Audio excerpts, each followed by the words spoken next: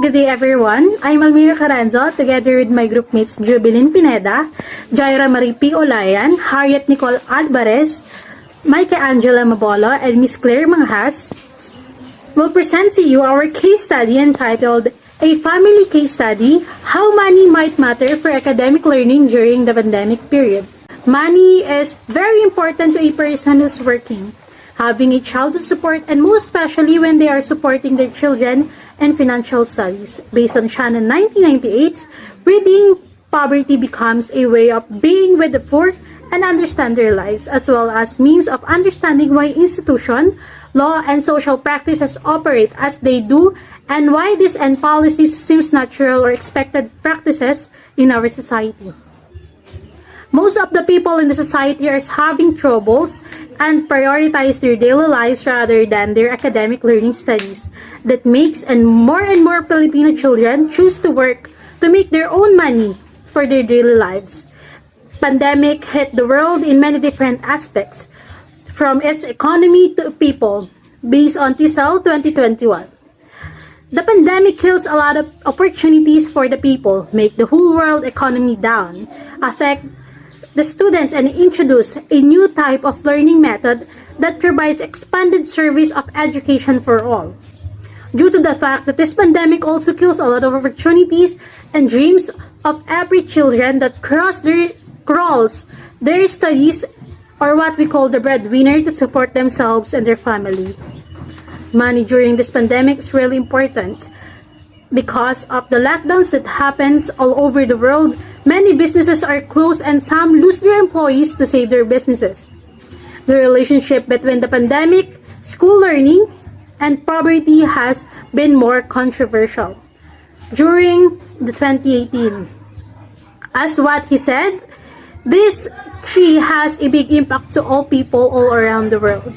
The poverty hit so much the country and challenged the stability of every person to live in such a very difficult situation that happens in everyone's lives.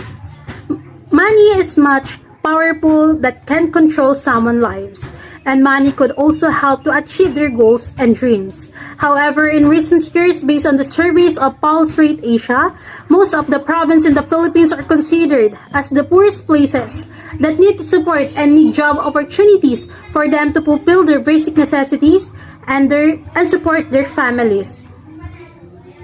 Most of the people who's having hard time to get a decent job in the Philippines try to apply abroad, although they will be more far from their families. This current pandemic that lasts for a year now had been given all people a hard life that affect mental, physical health issue of a person.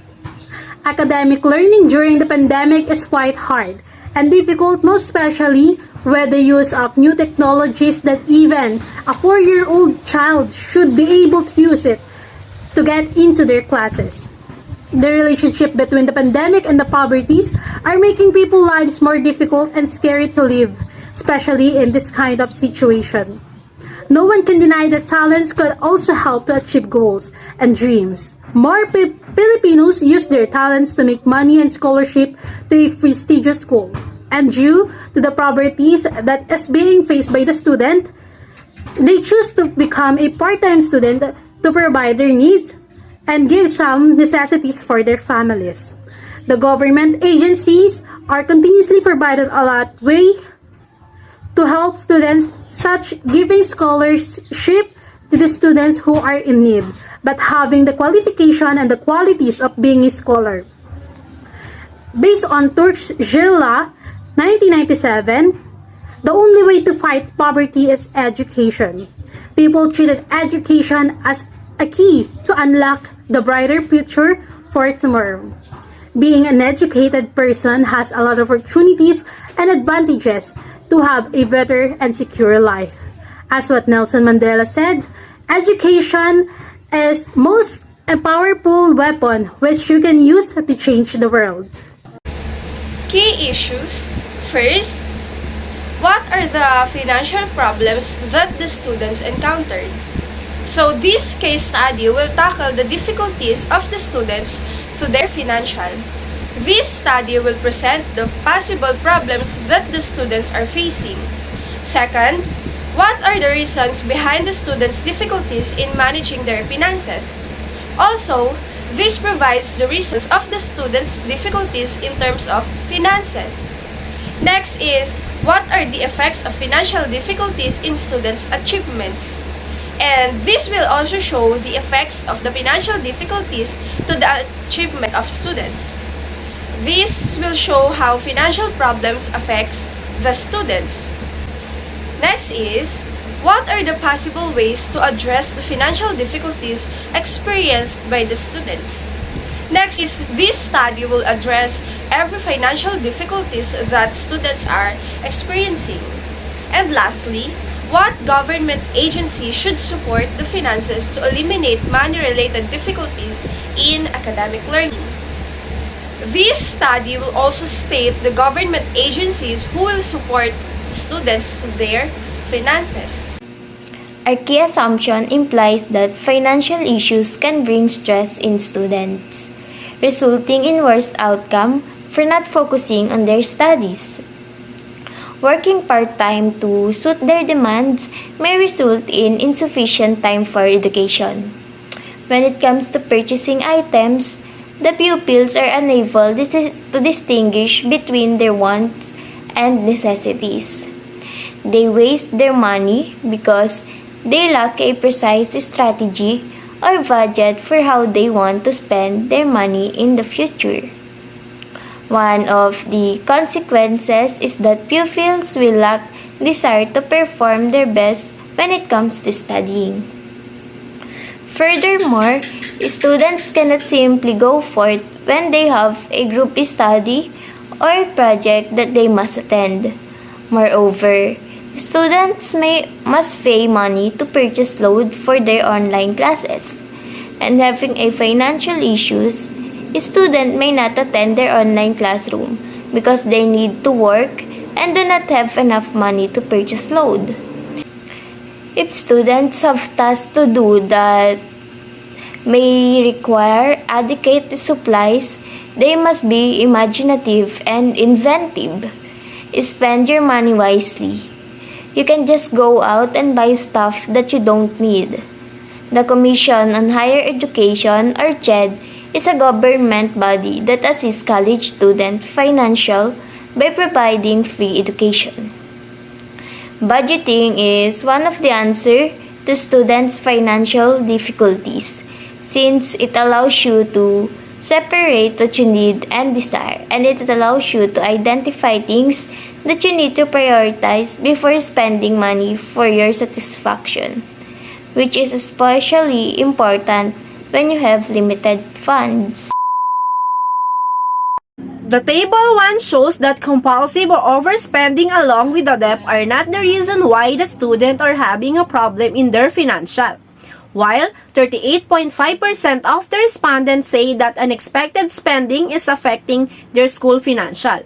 Therefore, to complete the 100%, 61.5% of the respondents answered that low income are the first reason why the students are having difficulties of financial in their school. The table 2 shows that 7.7% of the respondents say that buying food is the possible cause of having difficulty of money in school, while both tuition fee and project have a 15.4% answered from the respondents. In total of 100%, 61.5% of the respondents answered that having unstable parents' job is the primary cause why students are having difficulties of money to use in school. The table 3 shows that inactive to participate can affect the achievement of the student if they having a trouble of money. While 7.7% of the respondents answered they might get a low grade when they have a lack of money to use in school, like for their projects. 23.1% of the respondents answered that the student may tend to absent in online class when having a lack of money for their internet connection. Therefore, to complete the 100%, 69.2% of the respondents answered that having a lack of money can lead to the student lack of motivation to study that will affect their student achievement. Recommendations. The researchers saw how money affects the lives and the academic performance of a student. The data that the researchers gathered from the respondents give them the opportunity to summarize and make a concrete recommendation such as the following. For the management, number 1, give them a free scholarship to help them continuously study up until college. Number 2, provide their academic learning needs such as internet, gadgets if needed, and books that serve as a way to gain knowledge. Number 3, create a healthy environment for the students to ensure that they could be able to learn with comfortable environment. For the teachers, number 1, give them enough time to pass and submit their assignments. Number 2, considers those students who are having difficulties in the online education program. Number 3, know their students' reason for any situation happened around the classroom even if it is done physical or online. For the parents or guardians, number 1, support their children in financial studies and needs so that they can study freely with freedom on their minds. Number 2, teach them to balance study and work is that they could be able to great things to do both. Number 3, teach them the importance of money and education and in lives. For the Commission on Higher Education, number 1, proper allocation budget for the students to support their studies. Number 2, prioritize the needs of every student, especially during the pandemic. Number 3, create a law that support every single children that has the capability but came from the low-income families. The findings of this study shows that the greatest financial problem within the students is having low income. It shows that having parents with unstable job causes students to have difficulty in money in studying. It also shows that the lack of motivation to study affects the student the most when they are financially unstable. In order to help lessen the financial problem that the students encounter, the study shows it's best for the students to have a proper allocation of their budgets, and in addition to this, the Commission on Higher Education, or CHED, is there to support the students and help them lessen or eliminate money-related difficulties in academic learning. And as a recommendation, we recommend the most that parents should support their children in financial studies and needs so that they can study freely with freedom on their minds. As of our experience in doing our case study was so challenging, and we actually don't have any background of it. With the willingness to do our best to fulfill this work, me together with my group mates decided to do a brainstorming for the things that we need to put and improve. Overall, it is very enjoyable with the help of my hardworking classmate, and I can say that we did. Let me share to you my experiences while doing our case study. It became tough for us since we do not have face-to-face interactions with my group mates, and it was a challenging group work which will test how responsible is everyone. Gratefully, we have this technology to assist us and make our work easier. We became dependent to the technology, but our power and the power of technology resulted to an amazing case study. Although I didn't help that much because I got sick, all I can say is writing a case study is challenging for me because it's my first time doing it. Writing a case study is like writing a research for me, but research is more stressful than case study. Thank you. I thought this case study will be difficult to us because we are having hard time what title we are going to make. But together with my group mates, we finished this study. I would like to thank our generous professor because he always freely to ask to all our questions about our study. Lastly, we have an insight and background how to conduct our upcoming research study in third year. So my experience in doing case study was hard at first because I don't have as much as time as we need to conduct the study in this time of pandemic. But all of a sudden, my experience doing this case study was so challenging and enjoyable because of my hardworking group mates. My experience in doing our case study makes my day stressful because I'm really having a hard time to deal my part because it's been a long time since I do some research study, so my mind is not functioning properly, but overall it is all worth it.